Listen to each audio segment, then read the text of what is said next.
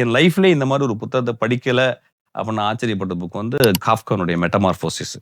இப்போ சூசன் பெர்னோஸ்கின்னு சொல்லிட்டு ஒருத்தவங்க லேட்டஸ்ட் ஜெர்மன் டிரான்ஸ்லேஷன்.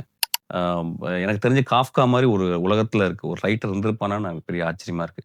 ஒரு 10 நாள் என்னால அதை விட்டு வெளியே வரவே முடியல. உருமாற்றம் அப்படின்ற ஒரு மெட்டமார்போசிஸ், உருமாற்றம் அப்படின்ற ஒரு சொல்ல நம்ம வாழ்க்கையில ஒவ்வொரு நாளும் நம்ம உருமாற்றம் நடந்துகிட்டே இருக்கு நம்மளுக்குள்ள. அந்த உருமாற்றத்தை பத்தி ஒரு முதல்ல அஃப்கோர்ஸ் ஓவிட் வந்து எழுதினாரு. மெட்டமார்போசிஸ்னு ஒரு ஓவிட் எழுதினாரு.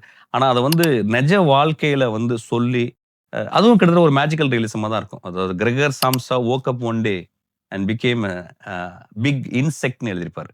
கிரெகர் சாம்சா என்பவன் காலைல எந்திரிச்சு பார்க்கும்போது ஒரு நாள் ஒரு பெரிய பூச்சியா மாறியிருந்தான் அப்படின்றது. ஆனா வந்து அந்த அது ஒரு பெரிய அலகரி மாரி இருக்கும். ஆனா அத படிச்சு முடிக்கும்போது, அத படிக்கவே மூட முடியல. எனக்கு இன்னும் ஒரு 10 பேஜ் எக்ஸ்ட்ரா இருக்குமா, எக்ஸ்ட்ரா இருக்குமா, எக்ஸ்ட்ரா இருக்குமான்னே படிச்சுக்கிட்டே இருந்தேன். One of the greatest writing. I would consider அவர் ஒருத்தர் தான் ஒரு இம்மார்ட்டலான ஒரு ரைட்டரா நான் பார்க்குறேன்.